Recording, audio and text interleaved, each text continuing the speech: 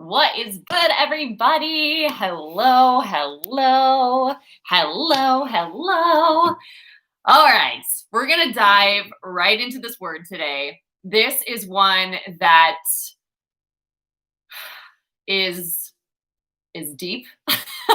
It is a exciting word. It's a powerful word, but it is a word that is going to require you to make space in your life to literally devote, I would say, at least an hour, if not 2 hours of time between now and the new year to really answer these questions. And I've come up with 5 really powerful points to let percolate right now between starting the new year. Because yes, you can reassess these things in the new year, but it is so important, if you've not already, not just to have a vision, but to take space and to really go deep and get crystal clear, right? This supernatural clarity is unmatched. That is what really helps you stay rooted. It helps you stay grounded. It helps you stay stable despite people, conditions, circumstances, anything that you come up against. And one thing we know, there's a lot that's uncertain. There's a lot that we don't have control over, but there's so much that we can be focusing on that we often don't choose. And we don't choose because many reasons. Sometimes it's laziness. Sometimes it's procrastination. And a lot of times those are rooted in fear. Sometimes it's distractions that we have in our life. Sometimes it's playing small and not stretching and letting that be a norm, right? Just accepting norms that we don't ultimately want, right? They're not going to take us to the destination that we're after. So I would recommend you can use your phone if you want and use the notes on your phone. I use index cards. If you have a notebook or even just a blank piece of paper, I would recommend jotting these things down and setting aside time to reflect, to allow revelation to surface, to be a good receiver of wisdom, so that you can have that as an anchor as you move forward. Okay. So a way to step into this limitless perspective, this no limits way of living, this no limits lifestyle, is to take radical ownership of your life, right? It's to say, regardless of what happens, regardless of the conditions, regardless of the unknowns, I am going to radically own, meaning when I don't feel like it, when I'm thinking against what I know to be true, when my faith is wavering at times, right? When I feel like all hope is lost, when it looks the complete opposite of what I know in my soul, I am going to exercise radical ownership in these areas, okay? So that I can maintain and sustain this limitless lifestyle and also keep the limits off God, because we serve a limitless God, but often if we're limited, that skews how we see things. And suddenly we see God is limited, right? So getting into this unlimited space is how you can really tap into your potential, how you can create from a space of limitless opportunities and really step into greater things that you didn't see or imagine, right? So number 1, to exercise this radical ownership is doing a calendar audit, okay? So when you look at your calendar, I don't know if you keep one on your phone, like a Google Calendar, if you have an Outlook calendar. I have all of those, and I also am an advocate of writing things out and having a written planner. So if you haven't ordered one of those, make sure you do that. Those are 2 really great things to have: a journal and a calendar. It says a lot, right? But doing a calendar audit, what that means, and if you don't do that, this is an invitation to start doing it. But when you have a calendar, it's almost a reflection or a snapshot or a picture of your year in review. And another way to do it too, you probably do have this, is scroll through your pictures on your phone, right? See what you engaged in, see who you were interacting with, see what you focused on, see what you took screenshots of that inspired you, see what you tried to remind yourself of or keep in front of you, right?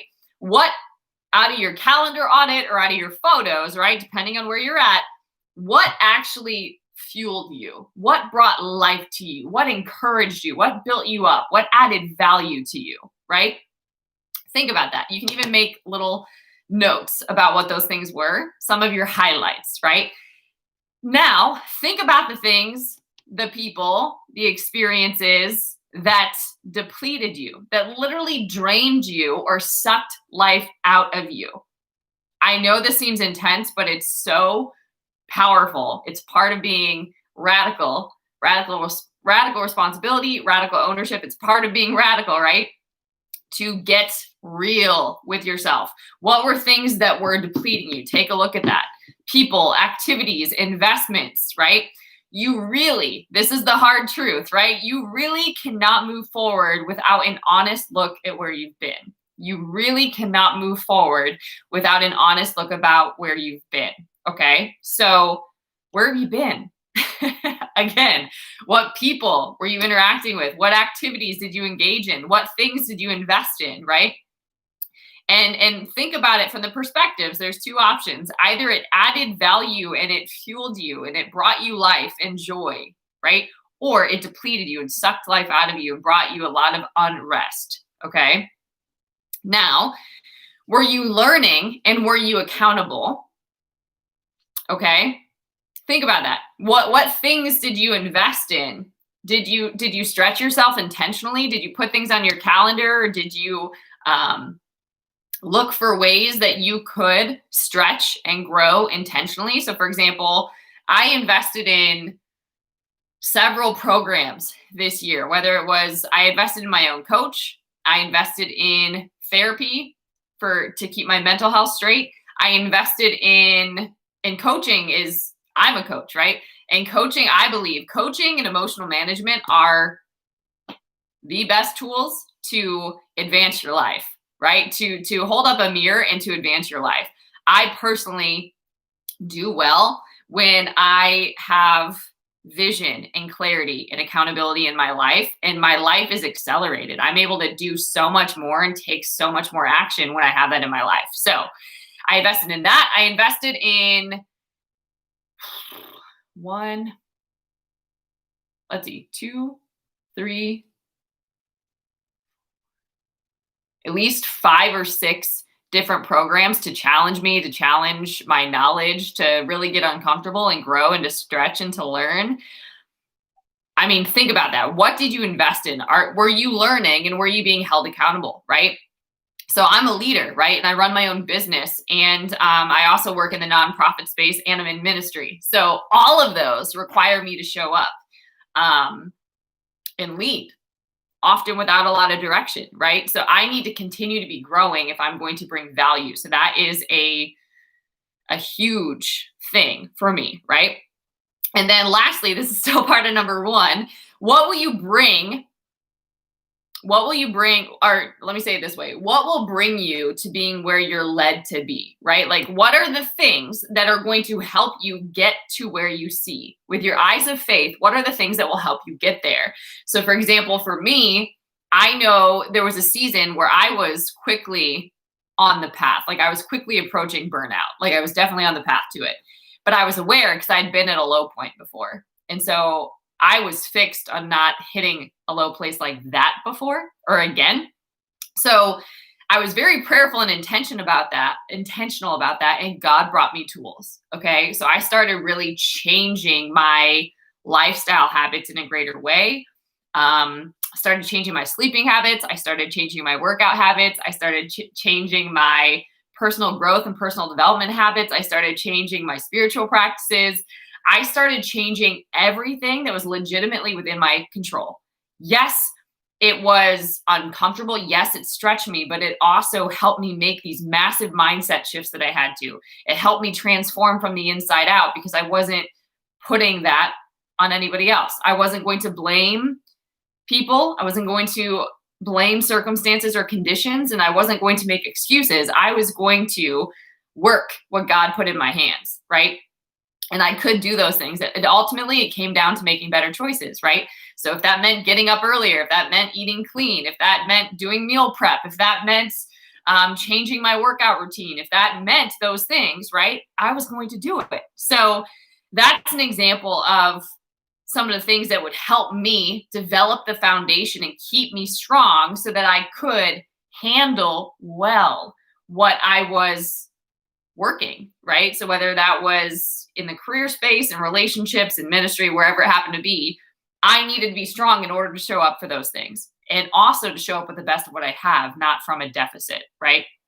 So I really had to switch some things around, and I had to really look at some beliefs that I had that were not serving me, and some emotional things that I was walking through and that I kept almost like rehearsing, right? So we can have an emotional home, and we can live in certain emotions long term because we keep choosing to entertain them, right? What you focus on grows. So I had a lot of work to do. And so I was aware of that, right? And I knew it was going to hold me back if I didn't put in the work. So I committed to it. So for you, what will bring you to where you're being called to, right? Like, I also was aware that there was many things that I still had yet to learn. Okay. So this could be in business, it could be in business, it could be in finance, it could be in marketing, it could be in social media, right? It could be in management and leadership. It can be in ministry. It can be in these different areas of your life. It can be in emotional intelligence. It can be in communication. It can be in leading a team and being a leader that other people want to follow, right? It could be so many things, but it's important to know that, because then you can connect to the mentors, you can connect to the coaches and the teachers and the trainers and the resources and the tools that will help you get that knowledge and integrate it so that you can build and prepare for where you're going. Now, I will say, if you don't have vision and if you're not clear on where you've been, what you basically set yourself up to do is have a same year, right? Like to have the same habits, to have the same thoughts, to have the same relationships, right? You set yourself up to go around the mountain again if you're not clear on where you've been. And if you don't have a vision to where you're called to, you will never show up for it. You will never show up for it. And much of that is unknown. So a lot of the journey is being in the dark, being hidden, being behind the scenes, right? And that at some point, all of the work that you're doing privately, God will promote you and expose publicly. So it's really, really important to embrace and just be consistent about the things that matter the most. So really take a look at that. Do a calendar audit and take a look at the things that fueled you and the things that drained you and what you invested in. And if you were growing, if you were learning, and what actually will help you when you think about your calendar this year. What do you need to put on your calendar intentionally? Otherwise, it won't happen. Where do you need to invest? It'll probably be uncomfortable, right? You'll probably say, well, I don't have the money. Well, I don't have the time. Well, I don't have the resource. Well, how are you going to get the knowledge? There's sacrifice involved here, right? But I know that all of the investing that I've done in my life, the dollar amount, if I shared it with you, would blow your mind, right? In terms of education and certifications and different programs and things that I invested in. It is insane, but I would not be where I am if I didn't choose that. And I had to be uncomfortable in every season to do that. That didn't change, right? The numbers just got bigger. All right, so number two, when you do kind of a audit of your calendar, also make notes, right, of things that you did learn. What were the lessons? Because sometimes we can let a whole year go by and be like, meh, it was cool, right? Or when you think back on your life, you don't even remember what happened in all these different years because you weren't in the moment, right? They just pass, right? And we don't recognize what we're learning. And that is such a powerful tool to help you be healthy and balanced, right?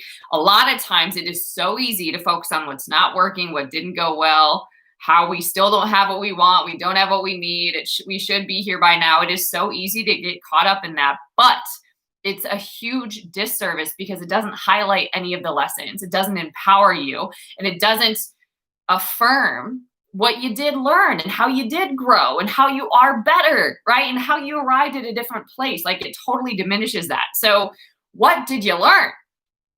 Did you learn something about yourself? Did you learn something about your mindset and your beliefs? Did you learn something about your spirituality and your faith? Did you learn something about relationships? Did you learn something about your pursuits? Did you learn something about love? Did you learn something about appreciation and gratitude? What did you learn? What did you learn? And then where did you stretch, right? A lot of times, sort of what I mentioned, we don't intentionally stretch. We don't. We stay comfortable. We make an excuse, we accept it, and that's it, right? So where did you actually stretch? Where were you willing to be a beginner and to have a beginner's mind and just not have all the answers and be open to change and to growth and to development and to allowing God to highlight through whoever he's choosing new information to you. Where did you learn? Where did you grow? Where were you a beginner? And then what didn't? This is powerful. What didn't work like you thought it would, right? You probably put some stuff on your vision board. You probably had a great dream for what something could be, and maybe it didn't turn into that. Maybe it didn't play out the way that you thought it would, right? And I do want to put a point here to give you a growth mindset or invite you into a growth mindset.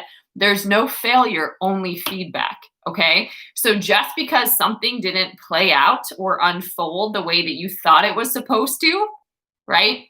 Or the way that you thought it would, that doesn't mean that it was a failure. That means it gave you great feedback, right? And sometimes we pursue things, right, that God's not even in or on, or maybe God had a different intention for, but we can get it twisted, and we've got to really exercise wisdom and discernment and stay in step with the Lord in order to recognize what his purposes and plans are, so that we don't get caught up in our own will, in our own agenda, in our own plans, and just lean on our own understanding and very quickly pull ourselves out of alignment, right? So think about that.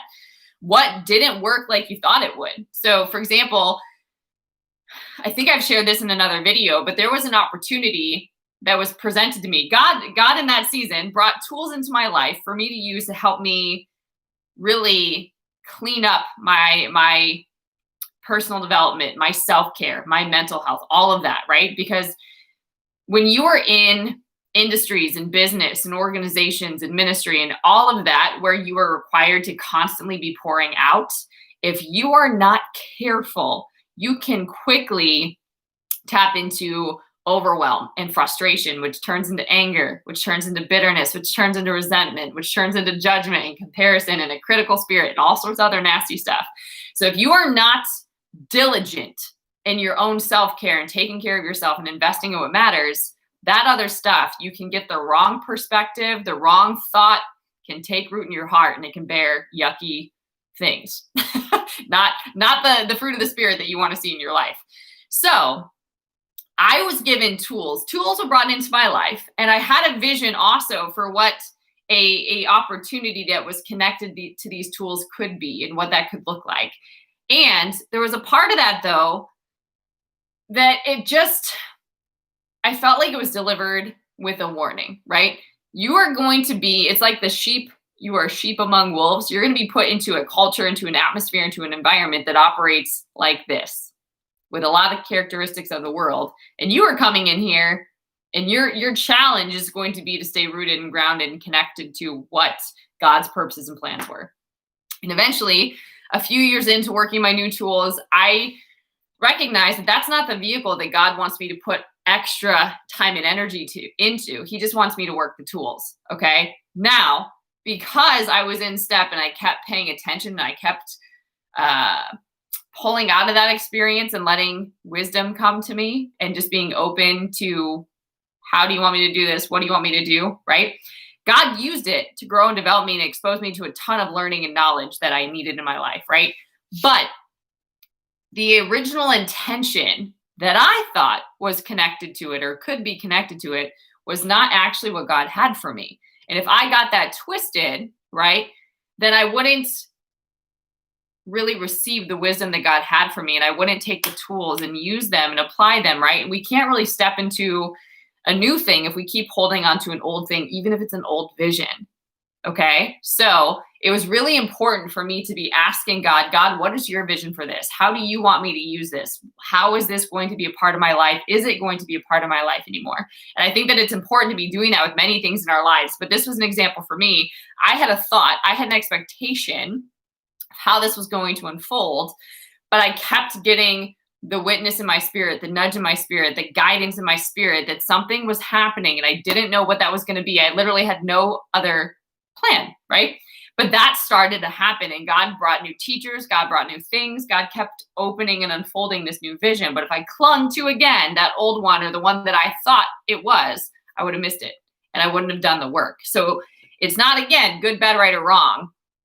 It's just pay attention, okay? Because God could have a different intention or plan than you do. God's thoughts are not our thoughts and God's ways are not our ways. And that's most important, at least for me, to stay connected to the purpose and plan that God has. To me, it's passing a test, right? So think about that for you. What didn't work out like you thought it would? How might that be a blessing? What was the opportunity there? What did that expose, right?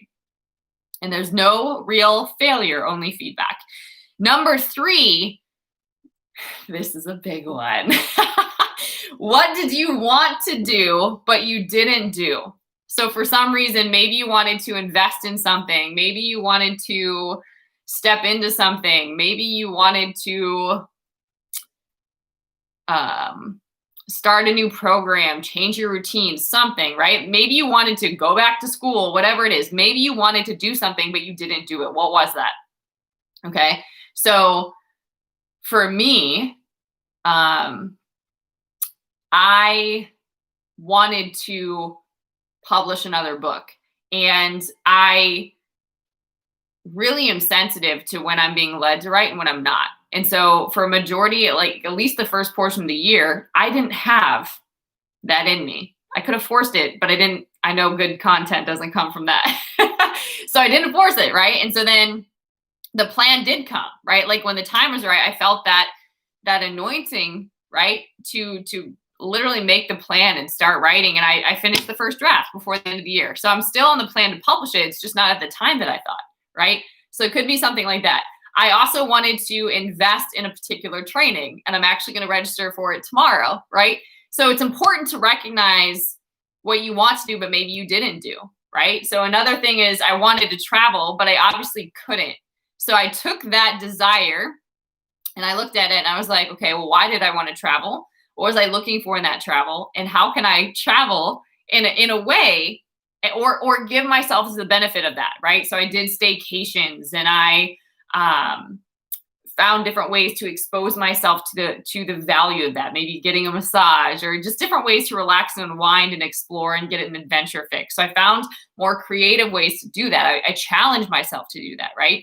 But think about that further. What did you want to do but didn't do? So maybe, let's see.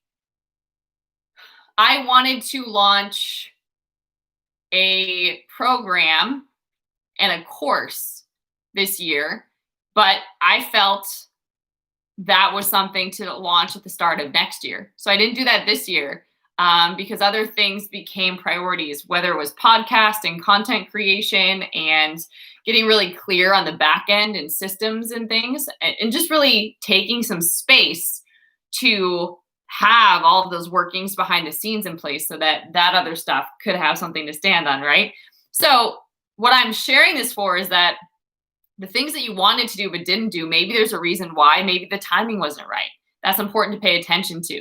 And it's also something that you can shift into your next year and make a part of your next year, right? So I will be publishing books next year. I will be launching this course next year. I will have this new program next year, which is really exciting because I invested so much into creating that, right? And that was important. If I would have launched it then, it would have been premature, right? So just think about that. What did you want to do but you didn't do? And then how are you going to show up for that, right? Because even when you put a vision down, it doesn't always happen on the timeline that we think, but at least if the vision is there, you're going to be pursuing it, right? Number 4, oh my goodness. This is one that I recommend honestly checking in with daily, weekly. It's just so powerful as far as you living your authentic life, you living an excellent life, you living a life without limits, right? You've got to look at this one. Where are you out of integrity in your life? And I will say with this one, there's things that you got to know. You got to know what your values are. You got to know what your standards are. You got to know what your morals are. You got to know that stuff in order to make this assessment. But where are you out of integrity in your life? Is it how you're thinking? Like if you claim to be a person of faith, is a majority of your life rooted in fear? If you are a person of resource, are you caught up in a poverty mindset? Right? If you are somebody who values uprightness, right? And purity because of the sensitivity that you need to have to be connected to the spirit, are you in a sin of some kind that you're knowingly involved in and that you keep pursuing, right? Are you connected to people that you know God did not plant in your life? Are you doing things that are motivated by works of the flesh versus works of the spirit and pursuing your own plans and agenda, right? Are you involved in, there's a term, right? Witchcraft. Are you involved in the occult and in witchcraft, right? There's things. Where are you out of integrity in your life based on what you value? Because as long as you're out of integrity, you can't build. I hope you caught that. As long as you're out of integrity, you can't build. It won't stand. Whatever you're trying to build from being out of integrity, it won't stand. You've got to have a firm foundation. So that's really, really important when you think about building. Sometimes building just means cleaning up the areas where you're out of integrity. And personally, I don't believe that I could do that apart from God. So you and God know what's up with that one. And that's something that you need to seek God on. And then lastly, we got through the hard stuff, right? This one is also really, really powerful. And it's something that's been happening for me without intentionally seeking it out. But I have been receiving for the past several years, at least the past 6 years, words for the years that have been my anchor word that I usually get verses to, that those words are rooted in.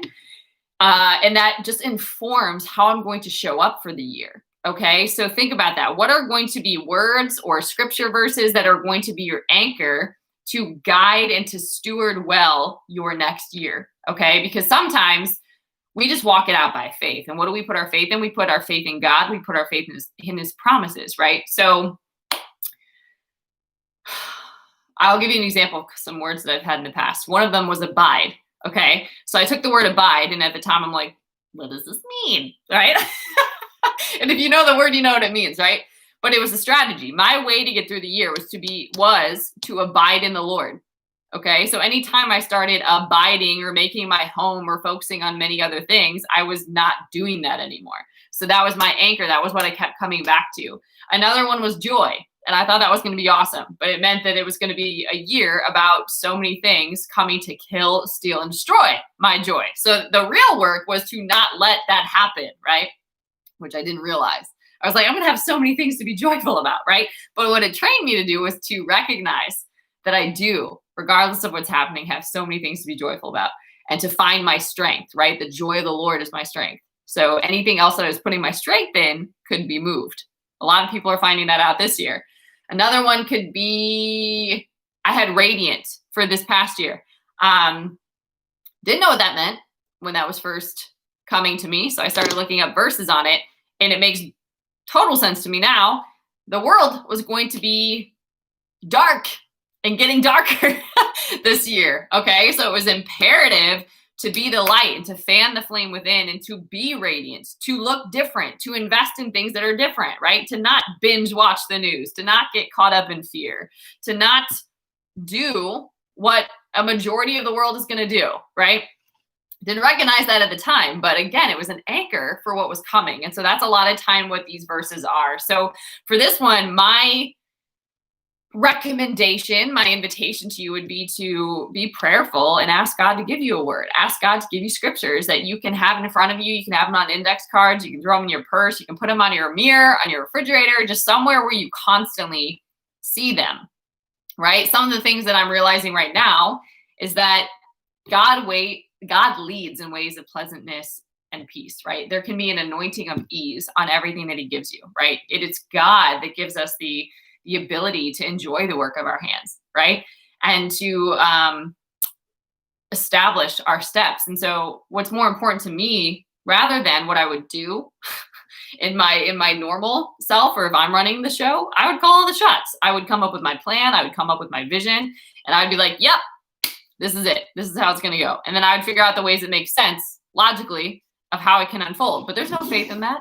If I can vision the whole plan, there's no faith in that, right? I don't even know if God was in that, right? That way of thinking is not inviting God into it. What I want to do now, what I'm committed to do now, is seeking the Lord, suspending my plans, like God, and guide and establish my steps from humility every day. God, where would you have me go? What would you have me say? What would you have me do, right? Because trusting that God's plans are far greater than mine. I can vision, but I'm going to lay down all of my desires and my visions before the Lord and just ask, guide and establish my steps. I can come up with this, but you promise that you will do far greater than I dare ask, think, or imagine. So blow my mind, right? And then be in step. Expect good things. Expect God to show up. Expect him to lead you. Expect him to guide you. So I'm more about that now. It is so valuable to me to be stable as a believer, to increase my faith, to activate qualities and potential of the character of God, and to be focused on that and busy about that, and to let God's kingdom expand in me, in my life, and in all my affairs versus other things. So hopefully this message helped you and gave you some different context. I know we hear a ton about vision, which I think is amazing. Without vision, the people perish. So there is a place for that. And we hear a lot about setting goals, but I think that's a trap. It's a trap, because if we're just setting our own plans and laying down our own strategies, where's God in that, right? And unless the Lord builds the house, it will not stand. So how many days around the sun do you want to have that same experience where you're unfulfilled, where you're forcing, where you're pushing, where you're trying to figure it out, where you're hustling, all of that, right? That's not inspired. That's not fulfilling. That's not unique, right? It's not original. It's not centered. It's not aligned. So it makes more sense, as far as I'm concerned, to pull back and to do this kind of work, to be really clear and to live from a space of clarity, live from a space of alignment, live from a place of security, right? Live from a place of faith, and watch how God shows up, because his plans are far greater than anything you can come up with.